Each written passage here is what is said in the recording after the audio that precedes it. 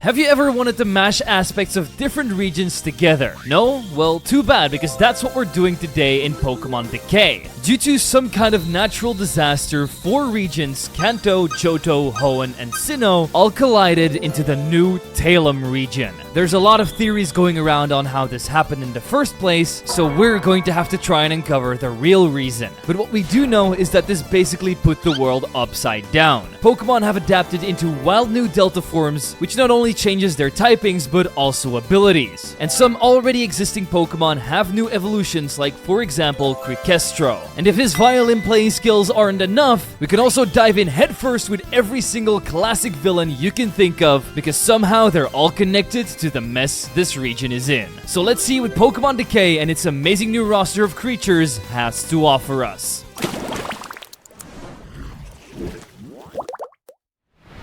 Our journey leads off with a little epilogue. Yes, I can't believe we finally did it. Hey boss, why do you look so upset? What are you doing, boss? Stop, it's going to kill us all! And after that interaction, everything went quiet for 10 years. This is where we finally hear some voices. They're calling out to people like Brock and Rourke, and when we finally open our eyes, we seem to be stuck inside of a stone, with no memory left of how we got in here. But this friendly miner named Byron manages to get us out in a jiffy. He says that we're currently on an untouched excavation site, and thinks that we might be the missing piece that could advance their research. So he tells me to go to the tent on my right, where we meet with Professor Oak. But not only him, also his research assistant Mandy. He thinks that it's a scientific miracle that we're still alive, and thinks a Pokemon could be responsible for putting me in that rock. And he wants to find out which one it could be, so he gives me a Pokedex so we can gather more information, and also lets me pick one of the 3 starter Pokemon on the table to give us a head start on this mysterious journey. Here we get to pick between 2 incredibly looking Pokemon and one that honestly just looks like a mole. I'm talking about a fighting type Squirtle that's supposed to represent the Teenage Mutant Ninja Turtles, a purple dragon type Trico, and last but not least, the ground type Cyndaquil. I used to be a big fan of the turtles back when I was a kid, so I grabbed my pizza and skateboard and got ready to cowabunga this new region up. And then stepped outside, got some starting supplies from Byron, but before I could even leave camp, Mandy was on my ass. And I can already feel a little bit of jealousy coming from her, because she was about to get a Pokemon before me, but the professor was always hesitant to give her one. And now we basically didn't have an excuse anymore. However, she also thinks this battle we're about to have is going to be a warm-up, because we haven't done any fighting in over 10 years. But little did she know that Turtle with Stick would be way stronger than Flying Lizard. So after whacking it a couple of times, we'd win our first battle in a decade, and this makes Mandy ease up a little, as she even gives me a diary which I can use to write down everything that happens, so that if my mind ever goes foggy again, we can just read to see what happened to us in the past. With this in my bag, I traveled through Route 1, where we found 2 new baby evolutions, Herasect, which is obviously the prevolution of Heracross, and also Kecleon's prevolution Baleon. So I picked up the latter and started to search for even more of these. But I was blown away by this next thing, a shiny Rattata that just popped up out of nowhere. It's not the most exciting Pokemon, that's true, but Rattata does have a 3rd new final evolution that I, spoiler alert, will never even get to, because I just popped it in my box after a few gym badges. But definitely let me know what your recent shiny Pokemon was in the comments down below, and if there's like a cool story bound to it as well. Anyway, let's get back to Tervandia, the next location we visited. This was basically a tiny little town where people seemed happy, and everything seemed to have returned to normal after this catastrophe 10 years ago. Professor Rowan and his assistant Dawn were also living here, and they gave me a little more insight about how things went down. They told me about the decay, where 10 years ago, most of the legendary Pokemon started to freak out. And since Pokemon are the guardians of nature, nature itself also got out of control. This resulted into natural disasters like tsunamis and volcanic eruptions, which resulted into many deaths of both humans and Pokemon alike. In the end, not even half of the population would survive. Most towns and villages were also destroyed by the decay, but fortunately for the present, they were able to to rebuild with what they had left, which is what we're seeing around the region now. We also learn about the regions clashing, which was caused by land masses that were unanchored, while islands were floating around at an unstoppable pace, which is why the 4 regions crashed into each other.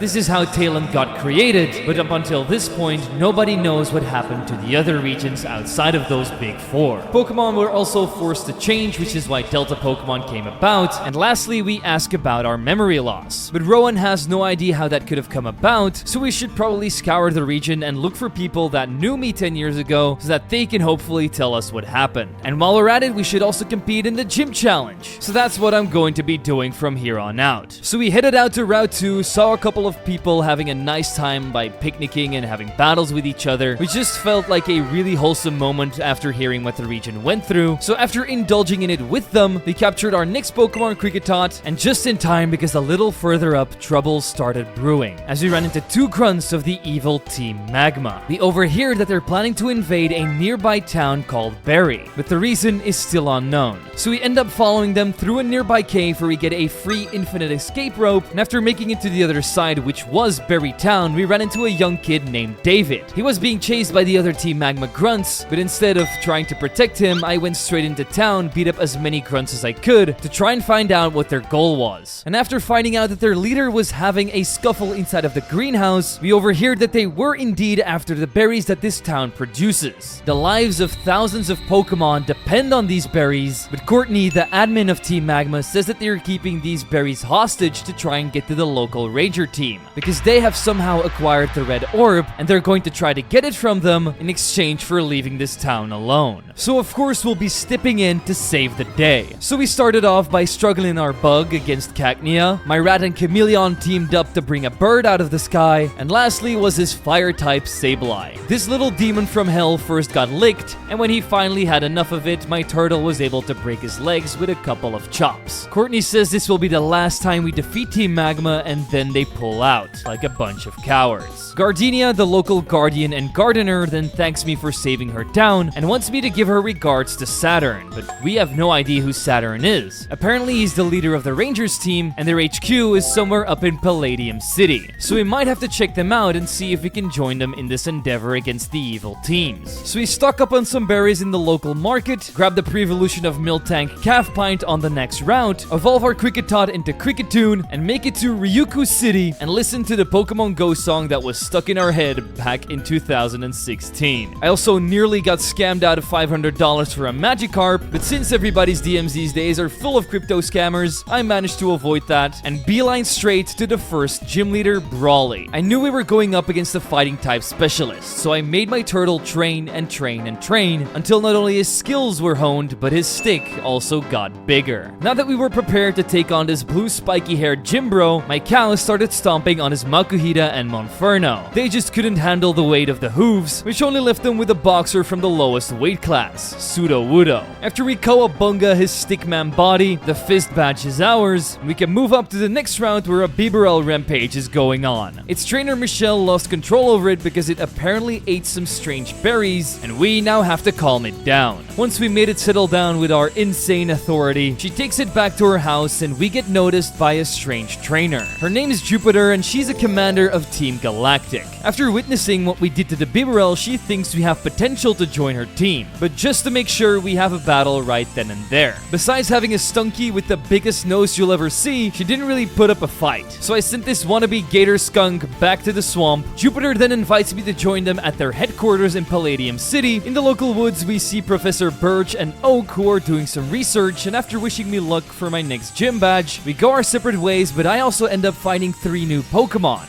Carnaby, the derpiest baby Pokemon you'll ever see, but we also find 2 new grass-type Delta species, Cubone and Numel. We also stumbled upon a Shroom Maniac that wanted to sell me some illegal substances, which we kindly declined before sprinting out of there, straight into Paladium City. This place is like the heart of the region, sort of technologically advanced, with a ton of tall buildings and a bunch of people living here. I also visited the infamous Mr. Cut, who was doing some questionable things with his Scyther and Scizor, and after I threatened to call animal services, he would just kick me out of his home. And after buying some useful supplies in the department store, we ended up running into Mandy. This is actually her hometown, and she's willing to show me around here if we can just like always beat her in a Pokemon battle. First things first, squashing her Tailo with my cow. Her Grovyle on the other hand looks absolutely awesome in my opinion, but that doesn't save it from my little Pissrat's quick attack. Of course, that was combined with the power of my turtle and cow. My little hill camel then used bulldozes and leaf tornadoes to weaken down Voltorb and Teddiursa, and Pissrat delivered the final blow with a takedown. This loss surprises Mandy, but in a good way, almost like cuddling an Ursaring. I honestly don't really know what she means by that, cause I wouldn't be cuddling a grizzly bear in real life either. But no reason to ponder upon it because Team Galactic is having a meeting in the middle of town. But Mandy doesn't completely trust them because they were close to destroying the world back in the day. But now in this moment there's a ceremony because they helped rebuild the region the way it is today, which gives them a copy of the game Medal of Honor. However, as everybody is screaming out their names in glee, and Saturn tries to exclaim his gratitude, a grunt comes out shouting that Team Aqua has surprised them and broke into their storage hall to steal the blue orb. So they immediately move out to try and protect it, which seems like the perfect moment for us to jump in as well, defeating grunts all across town and even scaring away a vandalizing Smeargle. Eventually we make it to the storage depot, which is overflooding with even more Team Aqua grunts. After defeating a couple of them, we say goodbye to Pissrat and hello to Cheeto Rat, and after reaching the bottom we meet up with Saturn, who's holding off 3 grunts at once so we can move on to the final part. This is where we meet the Aqua admin Matt, who's trying to crack the safe code for the blue orb. And to win some time for his safe cracker, he goes on to battle me, of course. So we start off by blowing away his piranha with a little tornado, proceed to sweep Linoon off his feet, and then we're up against the fear of the 7 seas, Captain Granbull. He loves gathering bounty and booty, but with my crew's devastating teamwork, he would soon fall into the siren's slumber. Luckily, all of this wasn't enough time for them to break the save, and after Matt has an anger breakout, he sends his grunt away and tells me that if we try to foil their plans again, we're going to get hurt. From here on out, the police still haven't arrived, so they're able to escape, and we relay everything to Saturn. We also tell him about the incident with Team Magma in Berrytown, which confirms his suspicions that both Team Aqua and Team Magma are trying to resurrect Kyogre and Groudon. They were a big part of the decay 10 years ago, so he doesn't understand why they're trying to awake them again, but that's something we're going to have to find out later because he wants to meet us under better circumstances in the headquarters. When we step into the big meeting room, Saturn immediately wants us on the team, but not before we have a battle with him. So my little grassy camel used bulldozes and seed bombs to take care of the first 2 Pokemon Nidorino and Raticate. They were also able to lay down a layer of toxic spikes with Nidorino, which is actually perfect for me because it allows me to bring in Raticate, and because of its guts ability, it now hits way harder than before, as he gnaws his way through his next 2 opponents. Saturn's last team member is a male version of Kangaskhan, which is normally always female, named Kangacho. And to show off that he is indeed the alpha male, he now has the fighting type added to him, which easily allows him to take down my Raticate. But with one more low sweep from my Ninja Turtle, Saturn ultimately gets defeated. This shows him how tough we actually are as a trainer, and so he immediately puts me on the Galactic Ranger team. This gets us a room in the sleeping quarters with our new roommate, Barry. He's a familiar face if you've played the Sinnoh games, where he's normally a rival, but here he has dyed his hair from blonde to cyan, like nearly every other Galactic grunt, and that actually makes me think that Team Galactic could probably be a team of hairdressers with all the cool cuts they have throughout their ranks. Barry quickly shows me around the room and tells me that we can also get our very own uniform from the wardrobe. So to really get into character, I put on my Galactic outfit. We also make a quick pit stop at Sharon's lab. He's the head researcher here at Team Galactic and might have a couple of answers for our never-ending questions. He explains a lot about Team Galactic's lore. They basically showed everyone a new perspective after the decay happened by rebuilding cities and towns and creating a sense of community, which means people can now live in harmony, but who knows what Talon would have looked like without their presence. He also tells me the entire history of Galactic, where they used to be a ranger team back in the Hisui days. Then in Sinnoh, they went on to be led by Cyrus and were an evil organization, but when the decay finally happened, Cyrus went missing, Saturn took over, reunited his team, and did all they could to keep the region afloat, turning them into heroes. Sharon also thinks the decay was mainly created by Team Aqua and Magma because of the clash between Kyogre, Groudon, and Rayquaza, but there is of course a lot of different things that that went into that event that have still been unsolved. After thanking him for catching me up with the lore, and went to the local gym where I thought that we went blind, because the moment we stepped foot into it, everything went dark. But that makes sense, because the leader here is actually the dark type user Karen, and not the one you meet at the grocery store, but the one that has one of the best quotes in all of Pokemon history. Strong Pokemon, weak Pokemon. That's only the selfish perception of people. Truly skilled trainers should try to win with their favorites. A philosophy that resonates with so many Pokemon fans across the world, so let's apply it to turn the tables on her. First, we kick up some trouble by defeating her Sneasel with a low sweep from Cubone. This bug dark type Delta Ariados is the biggest nightmare of people with arachnophobia, and in case you have that, let me do you a favor by getting it off the screen with a Fury Cutter. And if you thought it only became easier from here, you'd be dead wrong, because this Demon Gloom showed its face. It has this really annoying set where you get leech seeded and mega drained while she protects to keep herself healthy.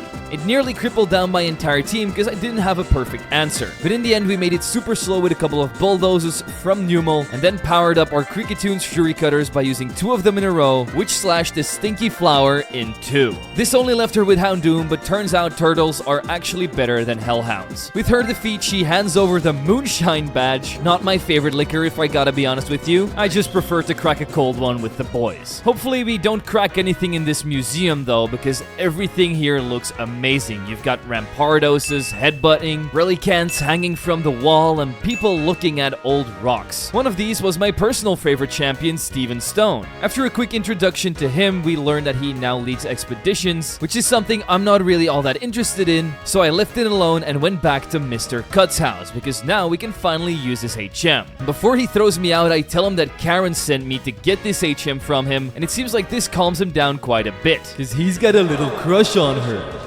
Even though he's a very old man, and he even has a wife. We just ask him for the axe and then leave this relationship triangle that I don't want anything to do with. This allows us to cut down some trees in the forest, which leads me to Southern Greenwood. Here we run into the bug-type specialists Aaron and Bugsy, who see me getting viciously attacked by a Beedrill. And since I crown myself as biggest wasp hater in the world, I decide to crush it with my Raticate's teeth. After seeing this display of strength, Aaron comes up to me and introduces himself as one of the leaders of the Forest Watch together with Bugsy. They're trying to keep the bug-type Pokemon population in check because they have been chasing away the grass-type Pokemon population. But there's some very pesky bugs they can't get rid of, and now they need my help to take them down. I guess we've been upgraded from a regular human being to a walking bug repellent spray, so I do what I do best, spray myself into the eyes of a Vespiquen and Delta Altaria. And once I was done sneezing from all the cotton the second one left behind, we told Aaron the good news and got a honey cake as our reward. But instead of munching this up in one swell bite, I kept it around for later. On this route, there are also a couple of Pokemon I needed to capture, like this Winnie the Pooh looking ass Slowpoke, Creepypasta Relicanth with legs, Little Pollen Bird Swablu, and the Itsy Bitsy Spider Krabby. And if you're wondering what the naming theme is with all of these Pokemon, they're all named after the amazing Swamp Squad, which are the members of this channel that support me each and every month. That money then mostly goes into editors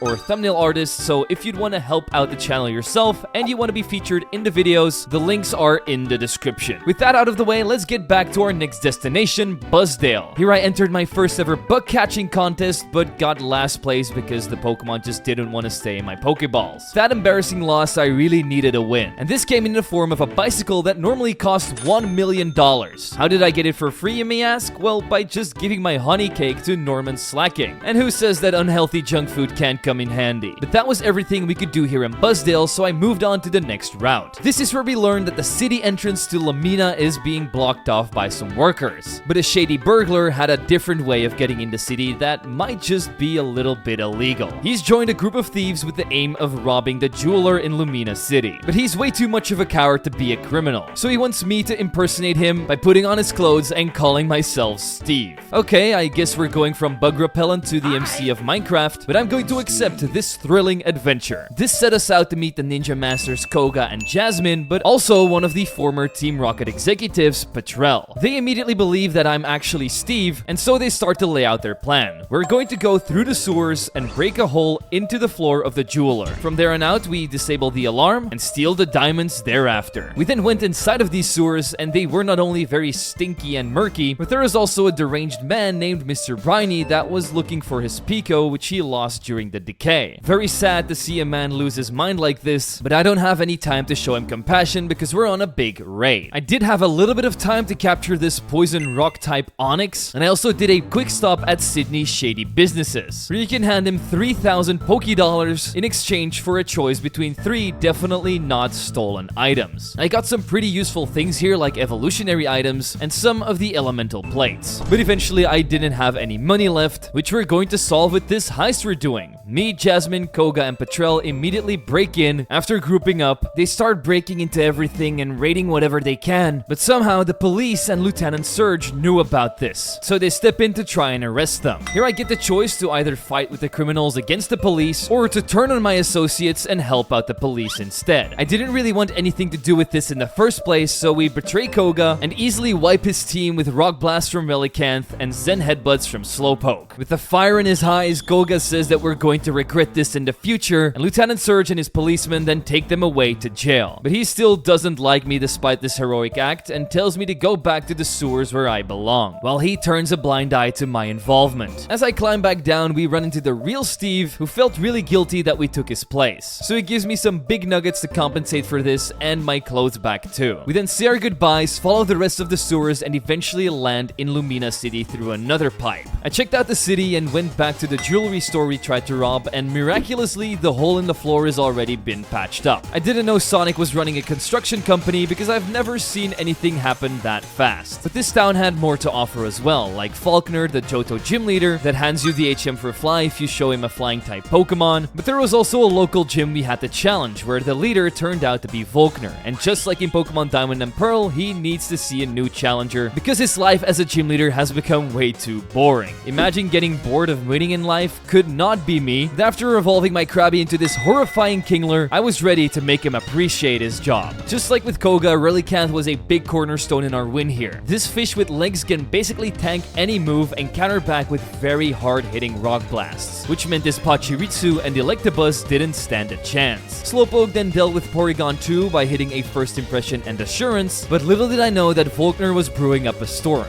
Literally. Just look at this Torkoal. Might be one of the coolest designs in the game so far, but he was also pretty hard to get off the field with his electric water type typing and big bulk. So we first chipped it down with a Power Gem and Earth Power from Onix and Numel, and then delivered the final blow with Kingler's Pin Missile. This would see us get the Thunder Badge, and it also reignited Volkner's passion for battling. But I didn't really want to hang around with him for much longer, so I left the gym, got to the next route, evolved my Cubone into Marowak, and checked out a local circus. One of the guys working here ran into some big troubles. 3 of his performing Spindas ran away, and he wants me to go and find them for a reward. I'll always take some free circus tickets, so we agree and start searching the local beach. Here I found 2 of them, one being attacked by a Sandslash and one just standing on top of a random sign, so we sent them back home and got a room in one of the most luxurious hotels around. But I wasn't here to sleep in my own room. I wanted to invade these people's privacy by entering their rooms unannounced. This ended up being a good thing inside of this very specific scenario. Don't go and do this in real life, please, because one of the Spindas was making a mess in a little girl's room. So we brought them back as well and regrouped with the circus guy. While he's thanking me for saving his Pokemon, one of the Spindas tries to escape again. That's when he says, take the Spinda, because it's only giving me a headache. And because this particular one was a shiny, I would gladly add it to my collection. But enough of that, let's hit the road again and reach Edna. This beautiful desert oasis village is indeed in the desert, and one of the people that lives here is Clarence. He's an archaeologist looking for a secret treasure that's hiding in the deepest parts of a pyramid, and maybe I'll just go and snatch that little piece of treasure for myself. But not before I snatch this random Team Rocket Grunt's outfit, because I wanted to wear some different drip that would increase my aura, and with it we could finally enter the Kalahari Desert. This is where I captured a Hoot Hoot cosplaying as a Vullaby, and it also trades away its normal typing for a ground typing, which is amazing because the other ground flying type we know, Gliscor, is one of the Pokemon of all time. After evolving it into Noctowl, we eventually find the pyramid, go inside, and just pray that we're not running into any booby traps. And while we didn't do any of that, we did wake up an ancient mummy. Or at least that's what I thought when it jump scared me, but it turned out to just be a regular Hitmonlee with some bandages wrapped around him. After capturing this ground ghost type, we moved on further into the temple and got to the room with the relic statue, which we then picked up. And while there weren't any other booby traps here, here, we did get ambushed by our rival, which has been a while. She wants to take the treasure as well and proposes a Pokemon battle to see who can take it home. So knowing that my streak is currently 2-0 against her, I immediately accepted.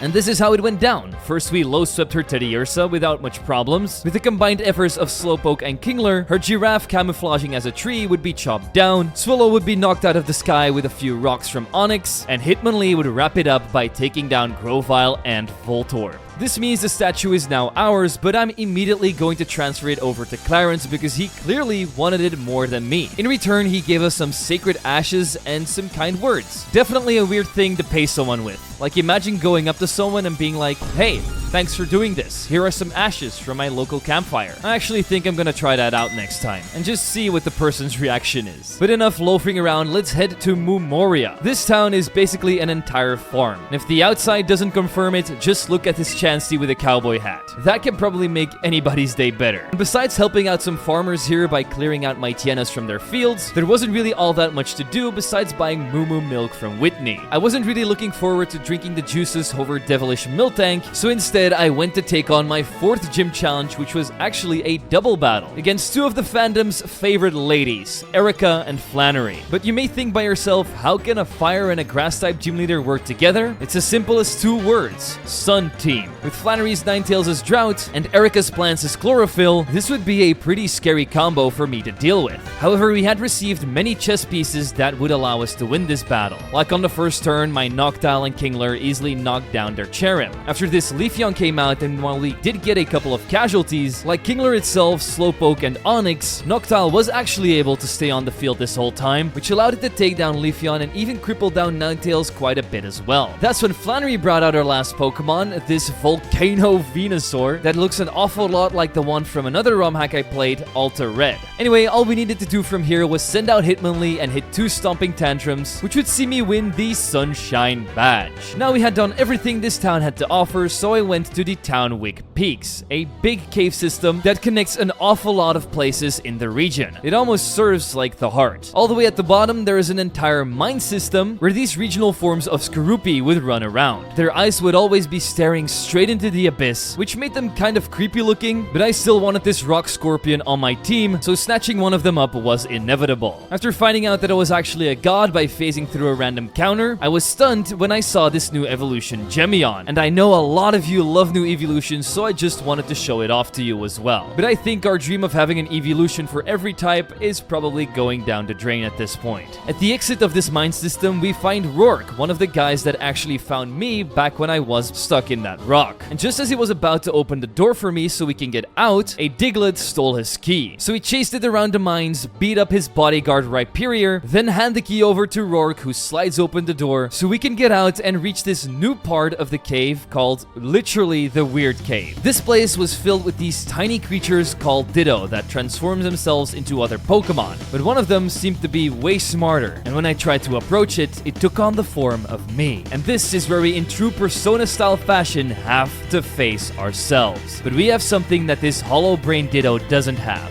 Firstly, a brain to think, and secondly, the ability to believe in ourselves, which is how we came out on top against this imposter. As a new man, we step on our bike and reach Ceylon Town. That's where the psychic and former Elite Four member Will now resides. And he's given up his job as a trainer and now works as a move reminder. Whatever floats your boat, but I don't need his services right now. I tried to explore this place further, but Saturn suddenly stopped me, stating that Team Magma was once again up to no good because they have taken over the local power plant in search of something. And now we have to recapture it before they shut down the entire thing and cause a blackout throughout the entire region. To do this, I made a quick pit stop at Steve's house and changed back into his burglar's outfit. This would allow me to sneak into the power plant more safely. I guess he also remembered my face because he suddenly just gives me one of the other starter Pokemon, Cyndaquil. I'm really glad I didn't pick up this little mole because it's a rock ground type, which is already pretty terrible, and after I evolved it into Kalava, I just felt like it didn't hit the same without its flames, which made the design feel kind of boring. We then met up with the rest of the Team Galactic crew and stormed the power plant together. Once inside, I found more Team Magma grunts, obviously, but also some new Pokemon, like Plusle and Minun's new counterpart,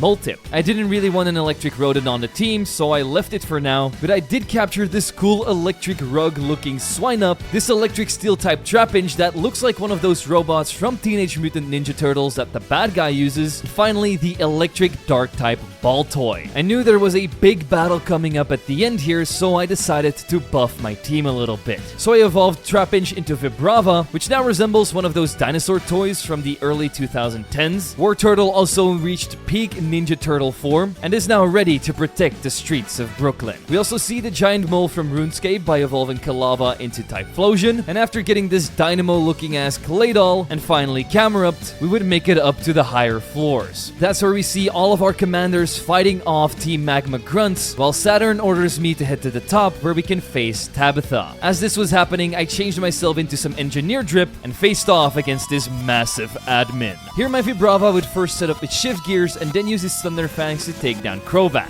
I'd hit another one on Infernape before getting taken down by a Flame Wheel, and after that Hitmonlee used its Stomping Tantrums to defuse both Infernape and this big ass C-Bomb. And his last Pokemon, where Yena, might show off that he sort of likes furries. But that isn't really my cup of tea, so I Meteor Mash it out of the way with Blastoise. Now that he's defeated, Tabitha is impressed, but we're too late. This entire operation was just a distraction to get our eyes off of the prize, which for them is obviously the red orb, which the other admin, Courtney, has already stolen from our HQ. Our Galactic admins don't really understand how that's even possible because the red orb was hidden in a facility that not a lot of people inside of Team Galactic even knew about, which means there might be a traitor among us. After Tabitha flies off, Saturn realizes that Team Aqua might also have been informed by the mole, so we need to transfer the blue orb to the Blueport Bay as fast as we can without notifying anybody else. And the only person they can ask to do it this way is me. So while they go and set up this relocation of the orb, we can travel to Shinshi to become even stronger. Shinshi is this beautiful, authentic place that almost looks like Japan, with blossom trees everywhere and beautiful Hanok buildings. But the only thing I could do here was beat the culturable Kimono girls in a battle, which would see me get my own Eevee. When you go north of the town, there is a secret sanctuary where you can challenge a new gym leader, but we aren't going to get there without having to battle Mandy again. But she ended up being even easier than last time, as Vibrava Thunder Fangs her Swallow, Typhlosion throws some mud into the eyes of Ursaring, Piranha Plant Ferrophoric was not on my list of things I'd see today, but Blastoise hit it with a 1-2 Slapperoo straight back to Mario World. Camerupt then bombed the Bomber, and last up would be Sceptile, who finally got the Dragon typing not for having a Christmas tree on his ass, but for actually looking like one. That still didn't excuse it from getting Parabolics charged by my Claydol, which would see Mandy walk away with yet another L. I then wanted to check out this secret sanctuary, but knowing that I was going to face some hard opponents, I did a ton of evolutions. Those were the Musician King Cricestro, Bee-Nest-Tail Slowbro, Yellow Piloswine, and lastly Altaria. When I arrived, this place seemed incredibly interesting.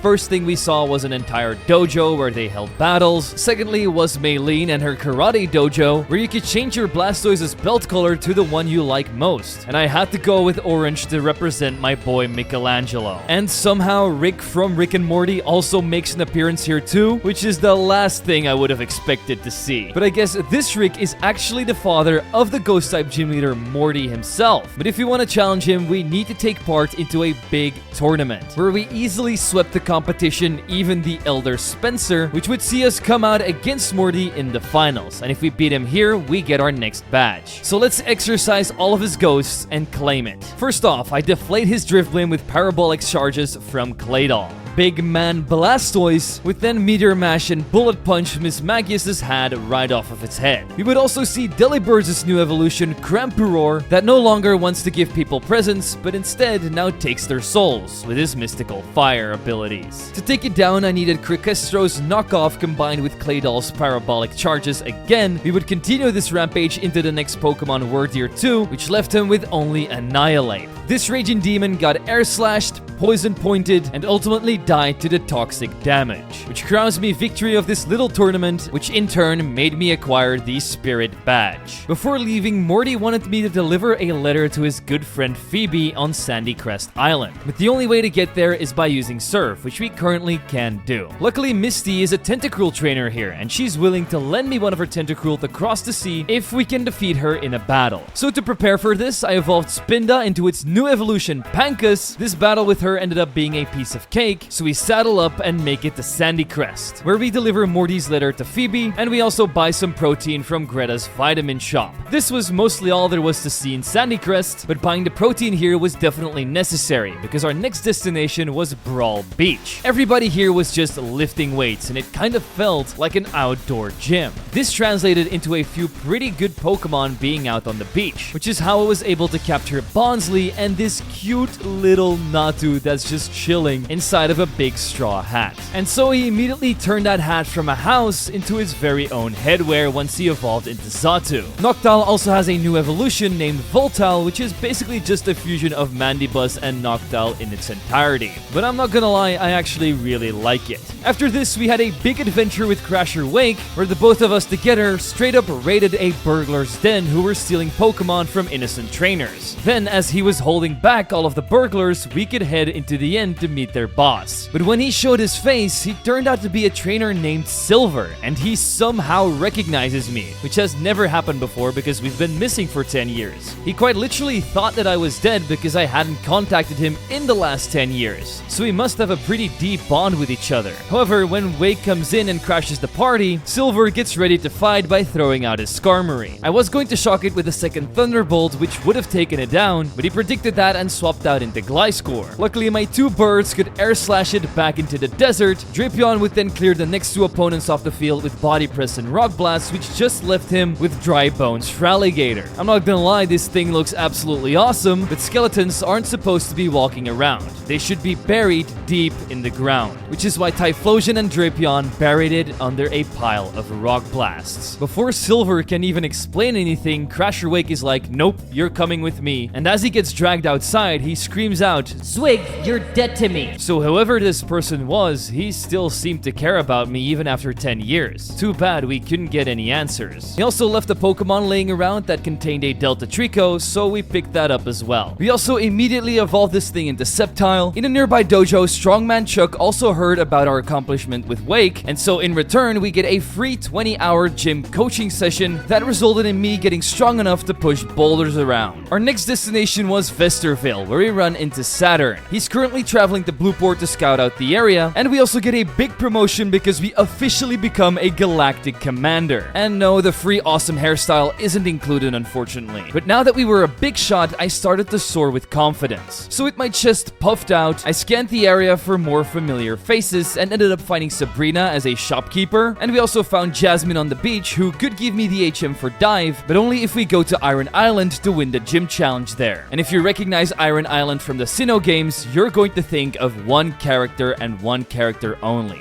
Riley, one of the more interesting and mysterious characters that Pokemon has introduced. He even has his own movie where he's the Aura Guardian together with Lucario. So I started to wonder if he had survived the decay as well, and maybe would even see him there. But that question wouldn't be answered straight away, because I had to capture two new team members. This Steel Rock-type Delta Lapras that has just gotten sick from riding people across the ocean, so he just grew a bunch of spikes on top of his shell. And secondly, Delta Tauros, who would turn into the bipedal Torminos that actually has a very useful Steel Fairy typing now. With my last remaining brain cells, I solved a couple of strength puzzles and reached the heart of Iron Island, where the aura was incredibly strong because indeed, Riley was here. He had walked the path to become a Steel-type gym leader, almost like Byron influenced him to do it, and he also thoroughly believes that nobody can defeat him. So let's knock that fedora right off his head by proving him wrong. His lead is Fearo's evolution Armoro, which is now a Steel Flying type, so my Piloswine ended up being the perfect counter to it. After hitting his next Pokemon with a high horsepower, he decided to take himself down with the Life Orb damage as well, so Piloswine actually had great value here, which is something you don't really expect from the slow swine. Low kicks and drill runs then saw Empoleon being defeated on the next few turns, and we also got rid of his Magnezone's air balloon by fire blasting with Lapras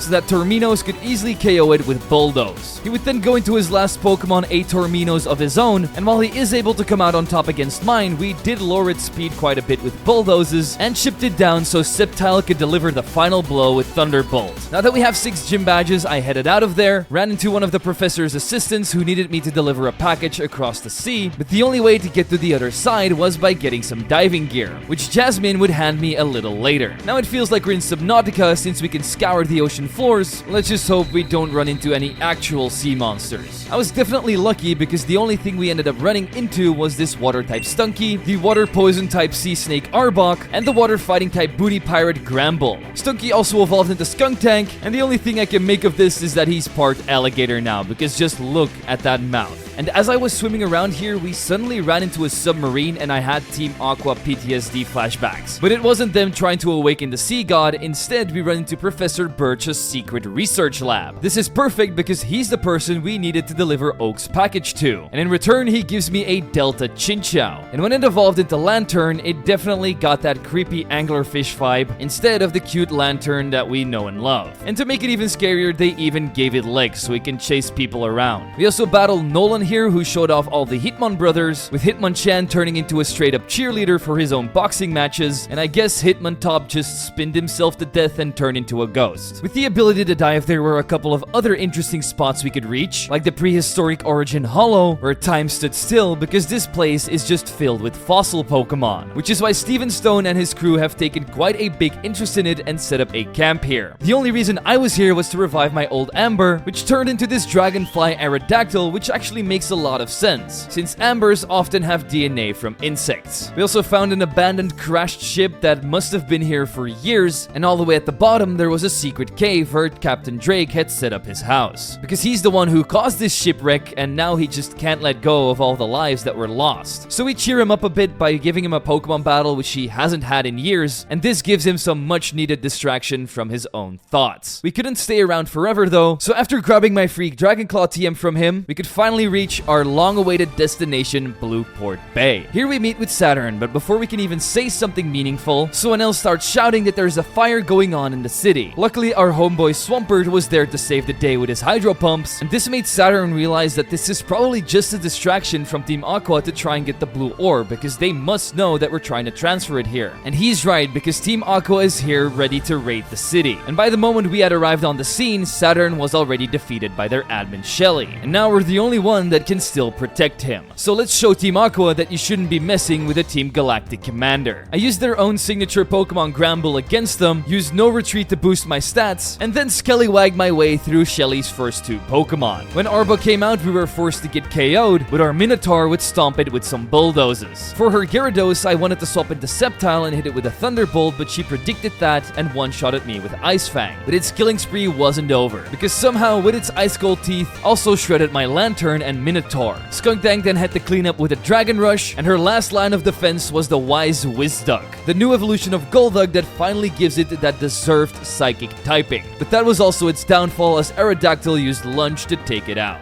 This entire battle gave Saturn enough time to contact the police so that their chief officer Annabelle could step in with their crew, which sent them straight to pirate jail. We joined them together with Saturn to interrogate the Team Aqua members and learned that they've actually found Kyogre and are planning to resurrect it in the Azure Sea, which lies north of the village Frostvale, so that's going to be our next destination. There's so many familiar faces here in jail that we actually ended up putting there, even our old acquaintance Silver, which we unfortunately can't interrogate ourselves. So I go outside and check out this new local restaurant, which is led by Brock and his trusty frying pan. He's so nice that we even get some free food, which I'm never going to deny. Now that our belly's full, we can head to the next route, which is supposed to lead us to Frostvale. As I was crossing it, we ran into 2 rival gangs. One worships Zangoose and the other one Seviper. Both of them tried to get me on their side, but Zangoose is my favorite out of the 2, so I sided with the leader of them, Zinnia. She wanted me to go and steal their special artifact so they could finally win the battle against the Sevipers, so I turned on my 99 sneak from Skyrim and stole their flute, which they used to control the seviper with. When I brought it back to Zinnia, Lucy, the queen of the seviper gang, wasn't too happy to hear that we stole it, so she barged into the headquarters trying to get it back, but I protect Zinnia by holding my own against her reviper, and as a thank you for helping the Zangoose cult out, we get its evolutionary item. So we catch one of ourselves and evolve it into this anime villain looking Pinchus. Further up the road, there was a very eerie forest that ended up being a host to some cool dark type delta species like Finneon and even this cute little ninja chick. And who would have thought that this dark forest would have led me into the spookiest town of all, Dreadmore. And if all of this doesn't look spooky to you, just look at this Chansey with his little witch hat. I bet it waits for Halloween to come by every day. Immediately after, I evolve my Torchic into Ponytail Blaziken and Finneon into the Lord Vampire Fish Luminion. Let's just hope she doesn't schmoove around like the guy from Hotel Transylvania. Speaking of him, I'm pretty sure his hotel is here too. So we made a quick pit stop, captured a regional Delibird, and traded the cobwebs from Dreadmore for the icy puzzles of the Mountain Pass. This also made me slide into the DMs of regional Venomoth and Ambipom, and at the end of the tunnel, we found Frostvale. Now I know I should try to save the world and look for Team Aqua, but what about some sightseeing? If I didn't do that, I wouldn't know that Kurt had a Pokeball factory here, or that Candace was trying to drill a hole in some icy walls. And what would a sightseeing session be without challenging the local gym leader? Looking at the environment, I was pretty sure this was going to be an ice-type leader, so I prepared accordingly by evolving my Delibird, and then we faced off against former Elite Four member Lorelei. And her first Pokemon, Luxray, had me stunned.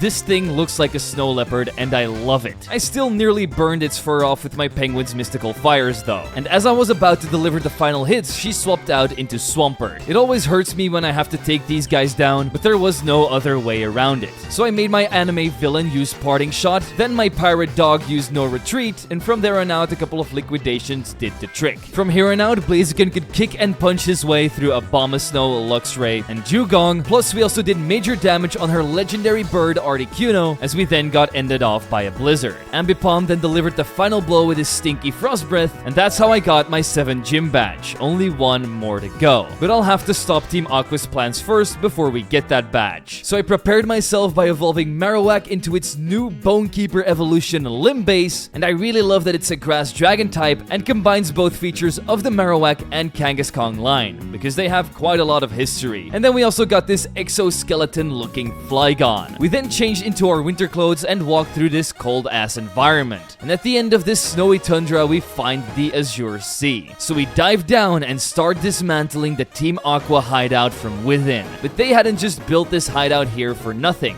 There was actually a reason it was in this place specifically, since it led out into the cave where Kyogre was in deep sleep. And this is also where we have our first ever encounter with Archie. But it doesn't seem to be his first encounter with us, because he says something very interesting.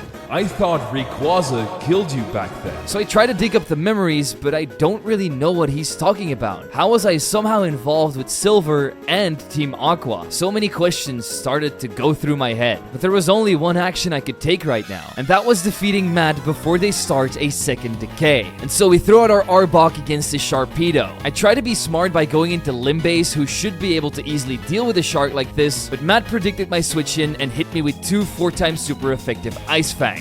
Not even a giant with a club would survive something like that. I proceed to try out my new Venomoth, but that thing also gets taken down by 2 Ice Fangs. So then I'm thinking, hey, this Sharpedo is definitely choice banded. Let me go into Flygon instead. And then my robot somehow gets frozen. But with a little bit of luck and a lot of blowtorches, we melt out and set up some shift gears that allow him to take on the next 4 Pokemon without any troubles. But Mads Grumble puts a dent in the party with an Aqua Jet. That's so my flying vampire fish can come in and use its wings of oblivion to end it off. But it's already too late. Archie managed to capture Kyogre, and he's going to use it to face Groudon because Team Magma is awakening it right at this moment. And because Matt actually hates Team Magma, he even gives me their location and wishes me luck in taking them down. And you already guessed it, Groudon isn't going to be at the bottom of the sea, but instead in the middle of a volcano. So that'll be our next point of interest. But I do make a quick pit stop inside of Covey Ridge, a place on the top of a mountain where flying type Pokemon seem to have created an entire nest, which is how we were able to capture this sleeping Whiscash that's now a psychic flying type, and I would really love to know what this guy's dreaming about because he looks so happy. And then we also grabbed this tornado-tailed Galamiao and noticed a little Team Rocket cameo because 2 of their grunts are guarding some kind of mysterious cave. So perhaps we'll have to return here later once they're gone. Now that I had done everything in Covey Ridge, I headed straight to the Volcano. Wearing my winter outfit in here was definitely not the best choice I'd ever made because I had never sweat so much in my life, but the stench of my sweat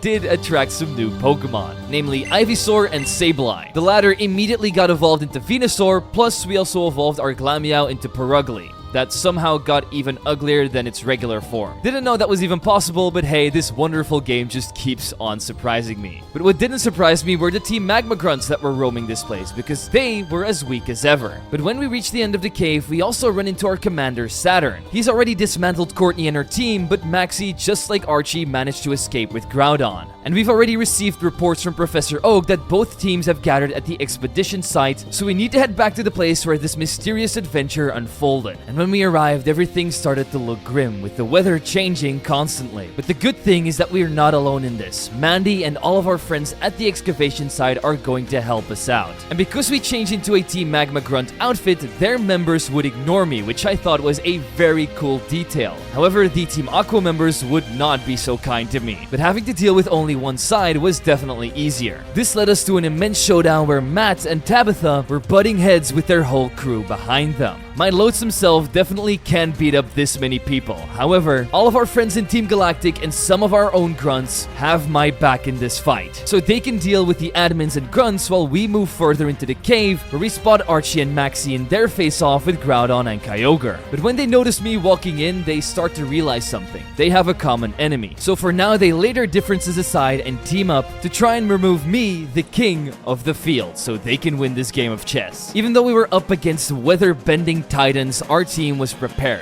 We had been fighting for this for so long. Plus, we were the only ones that could stop a second decay from happening. So with conviction, I threw out Venomoth and Whiscash against Kyogre and Groudon. Whiscash was able to survive a couple of turns, but Kyogre kept on taking out the other slot of my team members every single time with Scalds. Eventually, the Size Shocks we were hitting racked up some good damage so that Aerodactyl could deliver the final blow with Acrobatics. Now it was my last 2 Pokemon against Groudon, and the only reason we won this was because I put it to sleep with a Grass Whistle and hit a critical hit Razor Leaf. But it doesn't matter how it happened because the Titans were down, and both of these teams' goals had been crushed yet again. Archie then lashes out in a moment of anger and screams that the decay wasn't their fault. It was ours because we ended up getting greedy back then. I still have no idea what he's talking about, and neither does Saturn, who walks up from behind us. And that's when Archie drops a truth bomb. We, for whatever reason, supported him and his cause 10 years ago. But I took advantage of the clash between Groudon and Kyogre because I just wanted to lure out Rayquaza. I then tried to trap it, but that didn't end up working out and Rayquaza got angry and disappointed.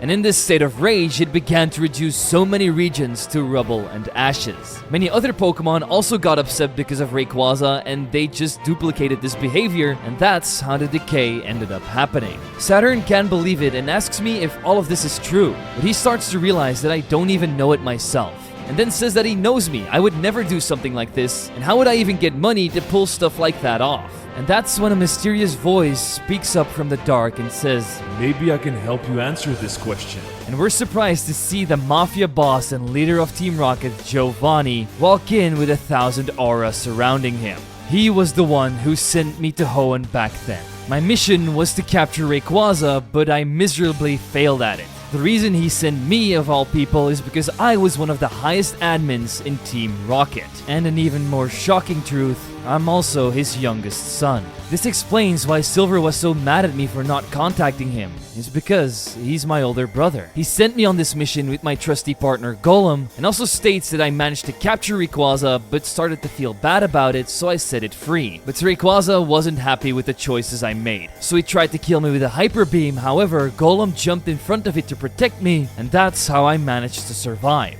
This disappointed him immensely, and right now he can't even look me in the eyes anymore because he just feels like his son betrayed him. However, we were just doing what felt right. So now he's here to finish the job himself, and so he calls forward the mole that is Sharon. He has been playing around the information to Team Aqua and Team Magma, and he's even created an invention that's supposed to be powerful enough to control Rayquaza. the Jade Orb.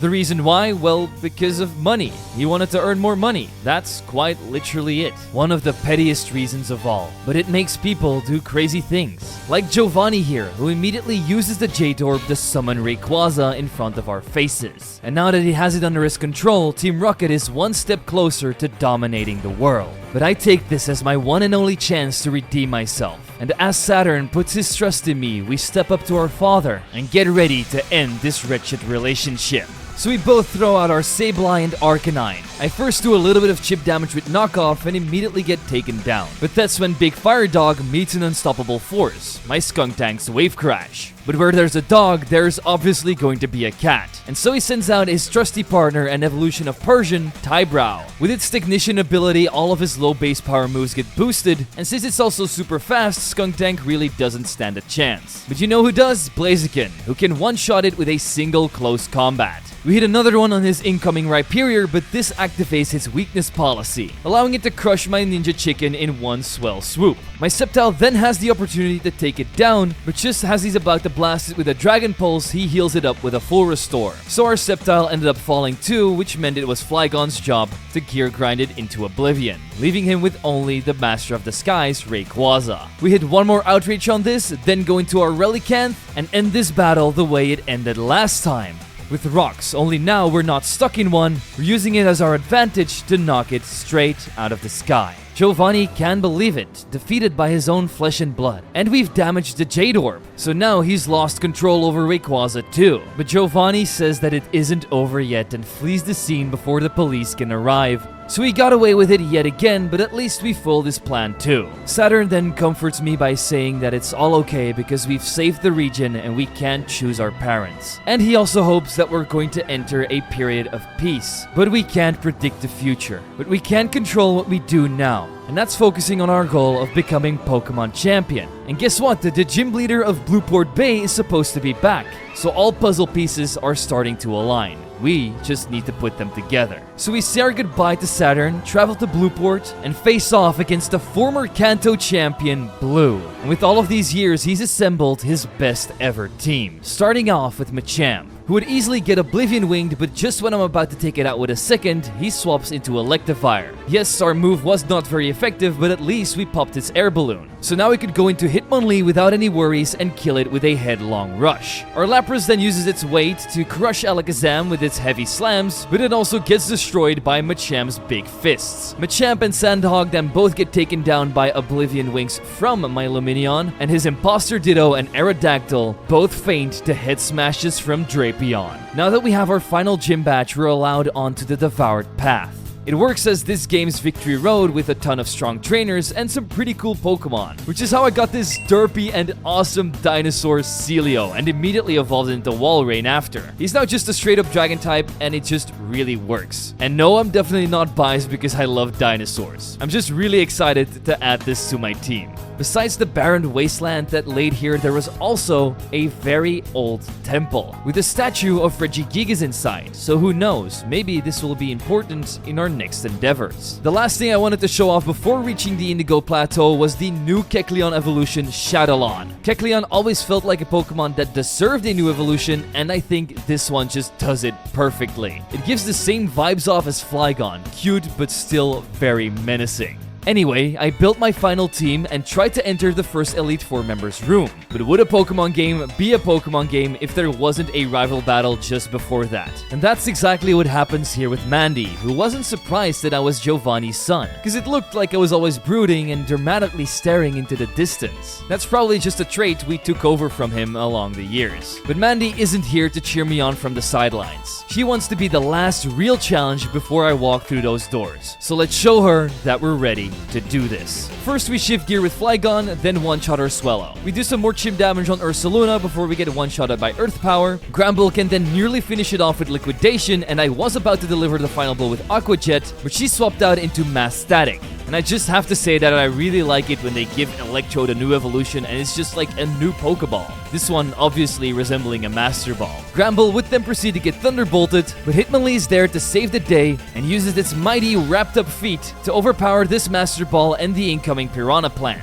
We should have also finished off Ursaluna, but our Blaze Kick ended up missing. No matter, because our Penguin can stuff this bear into its big bag and even burn her a Sceptile with a mystical fire. Yes, we got defeated by a few air slashes, but this is the perfect moment for Walrein to get its first kill with Outrage. And as we claim victory over Mandy, Oak and Byron also come along to wish me luck in my last endeavor. Or at least I think this is going to be my last endeavor, because Giovanni might still be out there somewhere. But let's not focus on that, let's put our mind on this first Elite Four member battle against Flint. And of course, this Lava Lopunny is supposed to have an air balloon, which I didn't end up reading. So Hitmonlee's attack didn't connect and we got one-shotted by a Pyro Ball. But one Pokemon down isn't the end of the world, so I bring in Gramble and cool it off with a Liquidation, which forced him out into another new evolution, Dusteon. Since I wasn't quite sure what it was going to use against me, I swapped out into Walrein and did some big damage with Outrage. In the end, we did lose this matchup, but Mr. Penguin was able to finish it off with 2 more Mystical Fires after he used a healing item. Claydol then used its parabolic charges to make Driftberg and Moltres crash into each other, meaning that Flint had only had one Pokemon left, Magmortar, and that got dealt with Gramble's Liquidations. In this second room, we're facing off against former Horn champion Wallace, in a double battle with our Gramble and Flygon versus his Scizor and Politoed. First things first, we bring Politoed down to red health with a Wild Charge. Then we use No Retreat with Gramble. With just one Scald from Politoed is enough to KO my Flygon. In the following turn, he heals up his Politoed, I bring out my Penguin, take down his Scizor with Liquidation, and set up a Trick Room so my slow mons can be a little bit faster than his. On our next turn, my Penguin gets extinguished, but I'm quickly able to come back with Claydol's Thunder. That easily clears Wizduck off the field. But the party isn't over yet, he still has the legendary Raikou on his side. But I dealt with Politoed first by finishing it off with a Thunder and hit one more Aqua Jet to do some chip damage, so Walrein could blow Raikou away with an Outrage, and Claydol could hit one last Thunder on my Lodic, handing me that win and allowing me to move on to a legend of the Pokemon world, Mr. Fuji. We normally never see this guy in any battles, so I was curious to see what kind of Pokemon he was working with.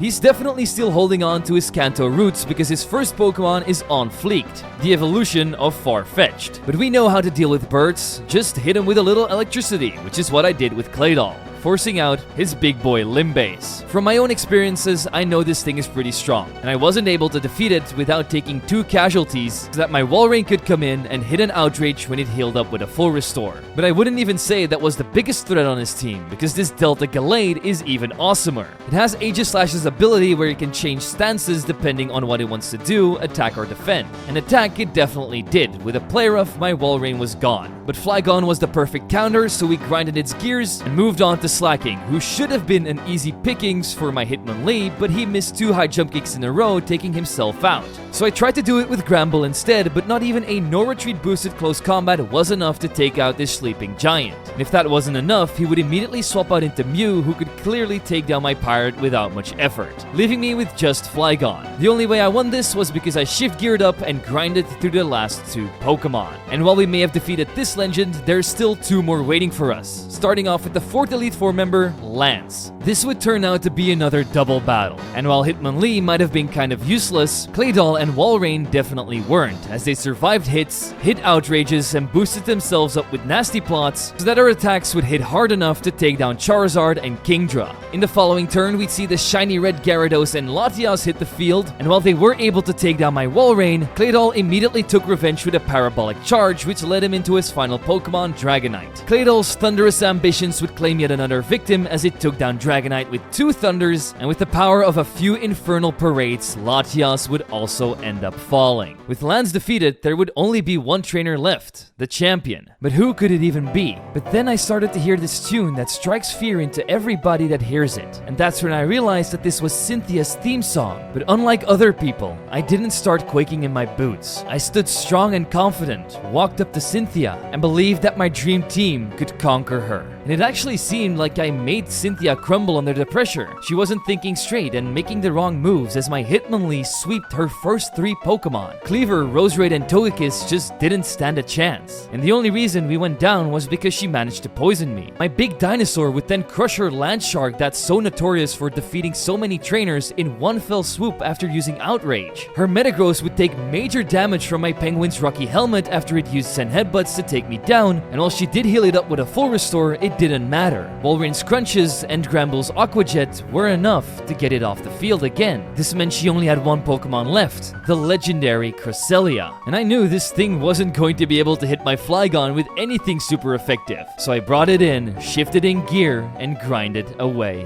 one last time. Cynthia then took me up to the Hall of Fame room where we got crowned as champion of Talem. In a lot of instances, this is where our main protagonist's story ends. There was something gnawing at the back of my mind. My father Giovanni and the rest of Team Rocket was still out there. And if we didn't stop him, all of this that we went through could happen again in a different scenario. And just 1 week later, my prayers would be answered. Because Barry woke me up inside of the HQ and filled me in on what was happening. Steven and his crew have found a huge island in the stormy sea, and now we used a part of it to build another headquarters. But there's also some bad news, because Commander Mars has instructed me to come over there immediately as they're dealing with some kind of crisis. So we get out of bed and sail to our new galactic settlement instantly. We then meet up with Mars and the rest of our crew, and that's when she drops the truth bomb. Team Rocket is back and are planning to take revenge on me. We have also found out that Team Rocket wants to catch the 3 Lake Guardians, but the reason for this is still unknown. The good thing is that we know their exact location, which is right here on the island, so we can head out straight away and try to get to them before Team Rocket can. But this plan sort of fell through because the Guardian Cave was already infested with grunts and one of their executives, Ariana, which I guess is also our mother, but she certainly doesn't act like it, by stating that I'm not special and not a real prodigy, which doesn't really hurt me because this woman just means nothing to me. And because we're the champion of the region, we easily defeat her in 1, 2, 3, no problem at all. But Ariana doesn't really seem to care that she lost because their plans are way bigger than this. And they've already gathered everything they needed, so we go back to the HQ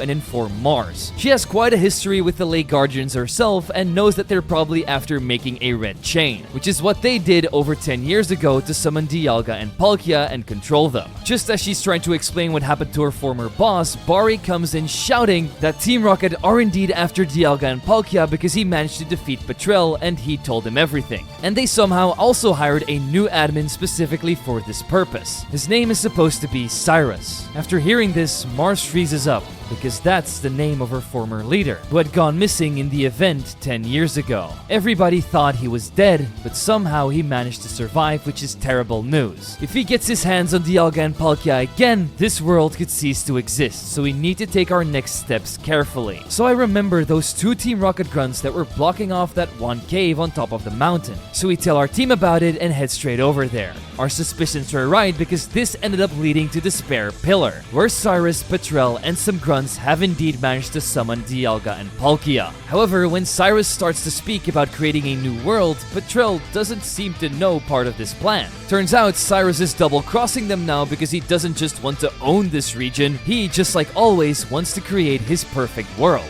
no matter what it takes. We already know how these next events are going to play out.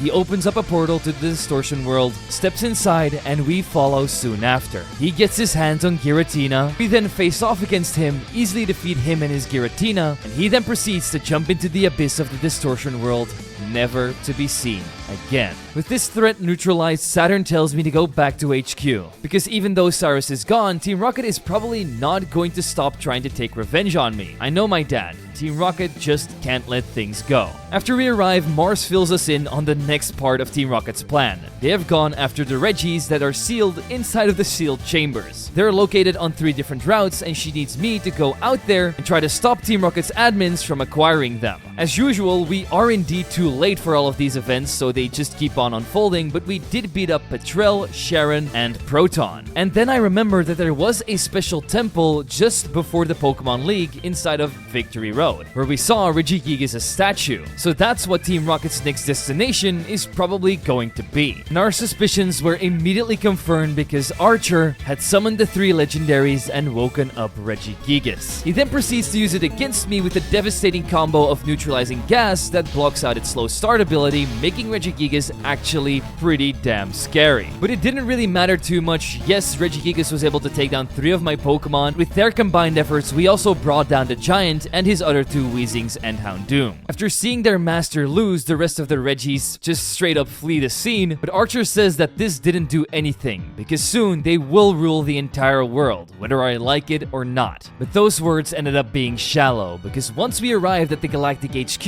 Mars and their team had already located Team Rocket's evil hideout. It's on a remote island somewhere, and so she sends me out straight away to put an end to this nightmare. I step 1 foot on this island, and I'm surrounded by Team Rocket grunts and Archer. They gave up their location willingly, knowing that they could ambush me. But Giovanni still has some pride left in him, and isn't just going to try and squash me with 100 people. Which is why he gave Archer the orders to let us pass, so we can come face to face with our father again. So he takes me to the end of the hallway, where we step into the elevator that takes us down to the basement. With conviction, we step out of it, even though we don't know what we're going to face. Because no matter what, either this will be the end of me or Team Rocket. After glancing around, we see our father standing in front of his test tube. This tube contains his magnum opus, the genetically created Mewtwo. When we go up to him, he says that he's impressed with our power as a trainer. It's a shame that we didn't use them for evil, otherwise we could have ruled the world at his side. And even if we would somehow change our mind right now, he would not forgive me. And I'm okay with that, because I don't need to please him.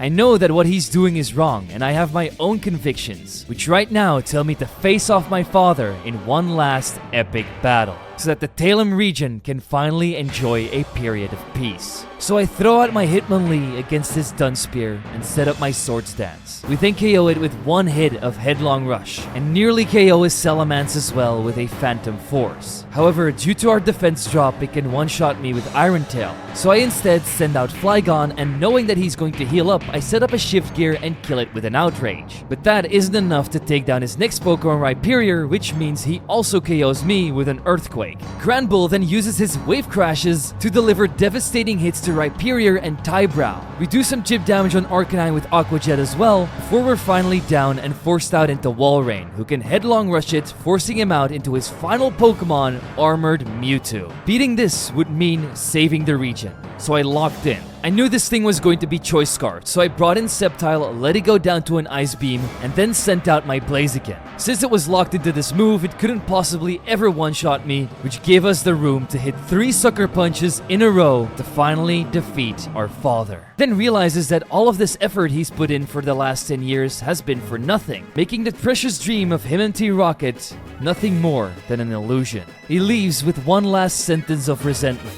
One day you'll lose, no matter how strong you may look now. But those words didn't resonate with me, because Giovanni disappeared. We didn't hear from him again, and we could finally go home to put this journey that was created by Hauntedditto and AlmAchAndAlee to rest. And as we dozed off into our sleep, I already started to dream of our next adventure. And that's the end of Pokemon Decay. And I just wanted to take this time at the end of the video to say that this game is absolutely amazing. The fakemon are great. The story has a very interesting premise and isn't too complicated. The level balancing was incredibly well done. And with all characters from different regions coming together, it really felt like a sort of multiverse. I really don't think I have anything negative to say about Pokemon Decay. So I'd say, if you're looking for something to play, I'd highly recommend to check it out.